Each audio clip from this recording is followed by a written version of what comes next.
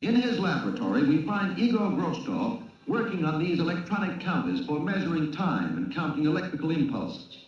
With such devices employing fundamental radio principles, time is measured and divided into unbelievably small fractions. March 18, 1942, Chopmist Hill, Rhode Island.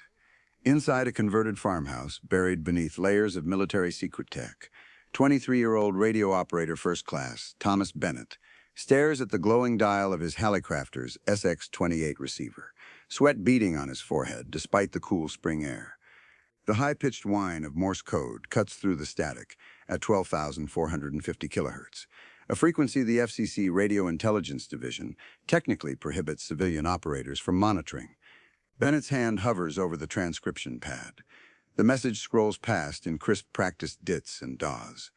Queen Mary, Rio de Janeiro, sailing coordinates. Wolf pack standing by. His stomach drops. What Bennett doesn't know is that 420 miles south, a luxury ocean liner carrying 14,000 American soldiers is preparing to sail directly into the crosshairs of German naval intelligence's most meticulously planned ambush of the war. Within 6 hours, his decision to ignore protocol and sweep the forbidden frequencies would transform from a court-martial offense into the difference between the greatest troop transport success and the deadliest maritime disaster in American military history. The Queen Mary wasn't supposed to be a warship. Built by Cunard White Star Line and launched in 1936, the 81,237-ton liner represented the pinnacle of Art Deco luxury. Her first-class dining room gleaming with Tasmanian oak paneling, and her smoking lounges appointed with handcrafted furniture worth more than most Americans earned in a lifetime. She measured 1,119 feet from stem to stern, her 4 Parsons turbines generating 160,000 shaft horsepower capable of pushing her sleek hull through the Atlantic at 32.5 knots. When war erupted in September 1939, the British Admiralty requisitioned her immediately. Gone were the mahogany fixtures and plush carpeting. In their place, the Royal Navy installed tiered steel bunks, stacked 5 high in former ballrooms, cramming 15,000 troops into spaces designed for 2,139 passengers. The Ministry of War Transport painted her hull battleship gray and designated her HMT Queen Mary, His Majesty's Transport. By March 1942, the Queen Mary had completed 23 wartime crossings without incident, ferrying British, Canadian, and now American troops across submarine-infested waters. Her survival depended on one inviolable principle: speed. At 32.5 knots, she could outrun any German U-boat's maximum submerged speed of 7.6 knots and surface speed of 17.7 knots. She could even outpace the G-7E electric torpedo's maximum velocity of 30 knots at close range. The Admiralty designated her a monster ship, too fast to escort, too valuable to risk. She sailed alone, relying on frequent zigzag patterns and the vast emptiness of the Atlantic to evade detection. Captain James Bissett, age 54, commanded the Queen Mary through these perilous crossings with the methodical precision of a man who had spent 38 years at sea. A veteran of the Battle of Jutland and holder of the Distinguished Service Order, Bissett maintained strict radio silence during transatlantic runs, trusting his course calculations and the ship's engineering more than any wireless communication. On March 16, 1942, he docked in Rio de Janeiro to refuel before the final leg to New York. The ship took on 4,200 tons of bunker oil, while 14,000 American GIs from the 1st Armored Division, 34th Infantry Division, and assorted support units remained aboard in sweltering heat. Shore leave was forbidden. Security was absolute. What Bissett couldn't have imagined was that Nazi intelligence had already penetrated Rio's port authority. Count Edmondo di Robilant, age 42, operated what British MI6 would later describe as the most effective Axis spy ring in South America. An Italian aristocrat with impeccable credentials and family connections stretching across Brazil's political elite, Robilant maintained a luxurious apartment in Copacabana and counted shipping executives, harbor pilots, and fuel contractors among his intimate social circle. He had been recruited by the Abwehr, German military intelligence, in 1940, with the specific mandate to monitor Allied shipping through neutral Brazilian waters. Robilant's network included at least 8 confirmed operatives embedded in Rio's maritime infrastructure. Among them was fuel contractor Herman Boll, who personally supervised the Queen Mary's refueling operation on March 16 and 17. Boll documented the ship's bunker capacity, calculated her maximum range at cruising speed, and noted her scheduled departure time. Another operative, shipping clerk Paulo Santos, accessed manifests showing troop numbers and destination. By March 17, Robulant possessed a complete intelligence package. The Queen Mary would depart Rio at 600 hours on March 19, sail north-northeast toward New York, and maintain an average speed of 28 knots to conserve fuel for potential evasive maneuvers. The Abwehr assigned Kriegsmarine U-boat command, the designation Operation Iron Cross, in honor of Adolf Hitler's personal bounty. The Führer had issued standing orders in late 1941, offering 1,000 Reichsmarks, equivalent to $250,000 at wartime exchange rates, and Germany's highest military decoration, the Iron Cross with oak leaves, to any U-boat commander who could sink the Queen Mary or her sister ship, the Queen Elizabeth. Gross Admiral Karl Dönitz, commander-in-chief of the U-boat fleet, viewed the prize as more than monetary. Sinking a ship carrying 14,000 American troops would devastate American morale, eliminate nearly an entire armored division, and demonstrate German naval supremacy when the U-boat campaign was experiencing its most successful period of the war. Between January and August 1942, German submariners called it die glückliche Zeit, the happy time. U-boats operating off the American East Coast sank 609 Allied merchant vessels, totaling 3,100,000 tons. Kapitänleutnant Reinhard Hardegen's U-123 alone destroyed 9 ships in the first 2 weeks of Operation Drumbeat, silhouetting targets against the lights of Atlantic City and Miami Beach, while American coastal defenses scrambled to respond. When Dönitz received Robuland's intelligence on March 17, he assembled a hunting group of 5 Type 1XC U-boats, each armed with 22 torpedoes and capable of sustaining patrols lasting 90 days.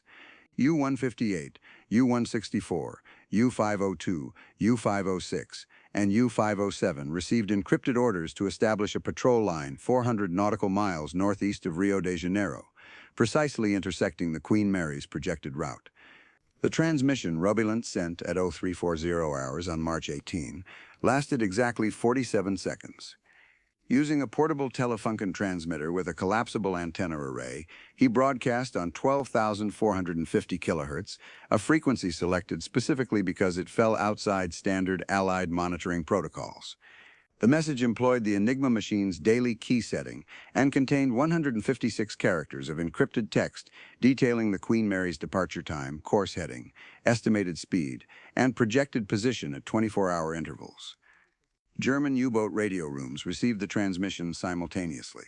Protocol called for immediate decryption and course adjustment. The irony was that American radio intelligence had been scanning European frequencies for months, but largely ignored South American broadcasts. The FCC Radio Intelligence Division, established in 1940 and operating from 12 monitoring stations across the continental United States, focused primarily on detecting German agents transmitting from within American borders. Chopmist Hill, located on 64 acres of rural Rhode Island farmland and disguised as an agricultural research facility, housed 8 receiver positions equipped with the most advanced radio direction finding equipment available. Its operators, drawn from amateur radio enthusiasts and telecommunications professionals, worked in 3 8-hour shifts monitoring frequencies between 3,000 and 30,000 kHz. Thomas Bennett had joined the Radio Intelligence Division in November 1941, after 3 years operating amateur station W1GHQ. His supervisor, Chief Radio Operator Gerald Mahoney, age 38, had instructed his team to focus on frequencies between 4,000 and 10,000 kHz, where German agents typically operated. Monitoring above 12,000 kHz violated FCC regulations designed to prevent interference with commercial aviation and maritime distress channels. Bennett later recalled, "We were explicitly told that frequencies above 12,000 were off-limits unless we received specific authorization from Washington." On the night of March 18, Bennett ignored those instructions. He had developed a habit during his Ausflugenschaft of slowly sweeping through the forbidden frequencies during quiet periods, rationalizing that detecting enemy transmissions superseded peacetime regulations. At 0343 hours Eastern Wartime, his receiver picked up the 47-second burst. The signal strength indicated a South American origin, possibly Brazil or Argentina. The Morse code cadence was German, unmistakably precise and transmitted at approximately 25 words per minute. Bennett transcribed the encrypted text, noting the frequency, timestamp, and estimated bearing. What Bennett didn't know was that intercept operator Elaine Harrison, age 26, working at the FCC's primary cryptanalysis section in Washington, D.C., had recently received a diplomatic pouch from British intelligence containing suspected Enigma key settings for Abwehr transmissions originating in neutral territories. Harrison, a former mathematics instructor at Radcliffe College, specialized in traffic analysis and pattern recognition. When Bennett's transcription arrived via teletype at 0515 hours, she immediately recognized the message structure as matching Abwehr formatting. She cross-referenced the suspected keys and achieved a partial decryption within 35 minutes. The words Queen Mary appeared in plaintext. So did coordinates corresponding to a position 400 miles off the Brazilian coast. Harrison's hands trembled as she completed the translation. She telephoned her section chief, Commander Howard Engstrom, age 34, a Naval Reserve officer on loan to the FCC. Engstrom later described the moment. Miss Harrison's voice was absolutely steady, but I could hear the urgency. She said, "Sir, I believe we've intercepted an ambush order targeting a troop transport, the Queen Mary. Departure Rio de Janeiro. Wolfpack deployment." Engstrom immediately contacted the Office of Naval Intelligence at 0612 hours. ONI confirmed the Queen Mary was indeed in Rio and scheduled to depart within 24 hours. The intelligence chain moved with unprecedented speed. By 0645 hours, Admiral Ernest King, Commander-in-Chief of the U.S. Fleet, had been briefed.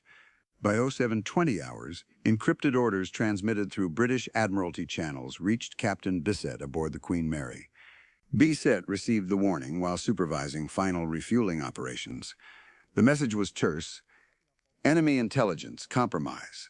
Stop U-boat ambush suspected. Stop depart immediately. Stop execute evasive routing Zebra 7 stop. Bissett had trained for this scenario, but never expected to face it. Routing Zebra 7 called for an immediate departure regardless of refueling status. A course adjustment 40 degrees east of the planned heading, and a sustained sprint at maximum speed. The Queen Mary's bunkers contained only 3,400 tons of fuel oil, approximately 800 tons short of capacity. At maximum speed, this gave her a range of approximately 4,200 nautical miles, barely sufficient to reach New York with minimal reserve. Bissett made his decision in under 2 minutes. He later wrote in his official report, "The risk of fuel exhaustion was preferable to the certainty of torpedo attack." At 0805 hours on March 18, 1942, 12 hours ahead of her scheduled departure, the Queen Mary's engines rumbled to life. Her 4 bronze propellers, each measuring 18 feet in diameter and weighing 35 tons, churned the waters of Guanabara Bay. She cleared Rio's harbor entrance at 0847 hours, turned northeast, and accelerated to 32 knots. The German Wolfpack waited in position. Kapitänleutnant Erwin Rosten, age 31, commanding U-158, maintained periscope depth at the designated patrol line's western boundary. Rosten was a veteran of 14 patrols and had sunk 18 Allied vessels totaling 94,000 tons. He had positioned his boat to intercept targets approaching from the southwest at dawn on March 19, the Queen Mary's scheduled arrival time. His torpedo tubes were loaded with G7E electric torpedoes set to run at depths of 12 and 18 feet, calculated to strike below the waterline, but above the double-bottom fuel tanks that might absorb a blast. At 14:30 hours on March 18th, Rosten received an encrypted message from U-boat command. Queen Mary departed early stop unknown, course stop maintain position stop. The transmission revealed Robalant's intelligence had been compromised but provided no details about the security breach. Rosten and the 4 other U-boat commanders maintained their patrol line for 48 hours before dispersing. They never saw the Queen Mary. What they did see was the Norwegian-flagged oil tanker Norland, 8,200 tons, which departed Rio at 0610 hours on March 19, precisely the Queen Mary's originally scheduled departure time. The Norland followed a standard commercial route north-northeast toward Trinidad. At 0847 hours, approximately 90 nautical miles from Rio, U-507, commanded by Corvette and Capitaine Haro Schacht, age 33, fired a spread of 2 torpedoes. Both struck amidships. The Norland broke in half and sank in under 4 minutes. Of her 47-man crew, 38 perished.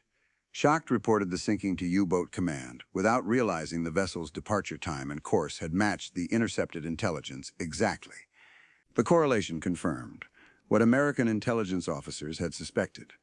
The German ambush had been precisely calculated based on accurate intelligence. Had the Queen Mary sailed on schedule, she would have crossed the patrol line at dawn on March 19, silhouetted against the rising sun, her massive profile offering German periscopes a target impossible to miss.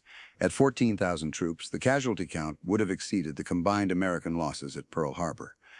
The Queen Mary reached New York on March 23, 1942, with her fuel tanks nearly empty and her 14,000 passengers unaware they had escaped annihilation. Captain Bisset filed a classified report crediting timely intelligence intercept for the evasive action. The FCC Radio Intelligence Division received a commendation from the Secretary of the Navy. Thomas Bennett received a promotion to Chief Radio Operator and authorization to monitor any frequency deemed operationally necessary. Bennett later described his decision to sweep the forbidden frequencies as instinctive rather than calculated. I had no reason to check above 12,000 kilohertz that night. He recalled in a 1978 interview. It was just routine paranoia. The Germans were smart enough to avoid our standard monitoring bands. It made sense they'd use frequencies we weren't watching. Gerald Mahoney, his supervisor, acknowledged the protocol violation but defended Bennett's judgment. Rules exist to maintain order, but in wartime, the best operators know when to break them. The Chop-Mist Hill Station went on to intercept 847 enemy transmissions during the war, guide 612 lost aircraft to safe landings, and locate 3 German weather stations operating in the North Atlantic. The facility employed 63 radio operators at peak strength, processing an average of 14,000 intercepts monthly. The Queen Mary completed 28 additional wartime crossings, transporting a total of 810,730 troops without a single combat loss. On July 28, 1943, she carried 16,683 personnel, the largest number of human beings ever transported aboard a single vessel. Count Edmondo de Robilant continued operating in Rio until August 1942 when Brazilian authorities arrested him following the country's declaration of war against the Axis powers. He spent the remainder of the war in internment. British intelligence debriefed him in 1946 and concluded his network had transmitted intelligence leading to the sinking of at least 23 Allied vessels. He never learned his most important transmission had been intercepted. The 5 U-boats of the Queen Mary Wolf Pack survived an average of 7 more months. U-158 was sunk by depth charges from the destroyer USS Fisk on June 30, 1942. U-507 was destroyed by a U.S. Navy Catalina flying boat on January 13, 1943. U-164, U-502, and U-506 all met similar fates before the end of 1943. Of the 5 commanders, none survived the war. Capitaine Lieutenant Rustin died when U-158 went down with all hands. The Queen Mary returned to civilian service in 1946. Carrying war brides and displaced persons before resuming transatlantic passenger runs in 1947. She completed her final crossing in 1967 and was permanently moored in Long Beach, California, where she operates as a hotel and museum. Chop-Mist Hill Station closed in 1945, its buildings demolished, and the property returned to agricultural use. No marker indicates its location or commemorates the lives saved through its operators' vigilance. Thomas Bennett returned to amateur radio after the war, operating station W1GHQ, until his death in 1989. He rarely discussed his wartime service, but in his final interview he offered this reflection. People think intelligence work is about stealing secrets. Sometimes it's simpler than that. Sometimes it's just about listening when you're not supposed to, in places no one told you to look. The Germans were brilliant. They planned everything perfectly. They just didn't know we'd be there, on that frequency, at that moment. That's the part they couldn't believe.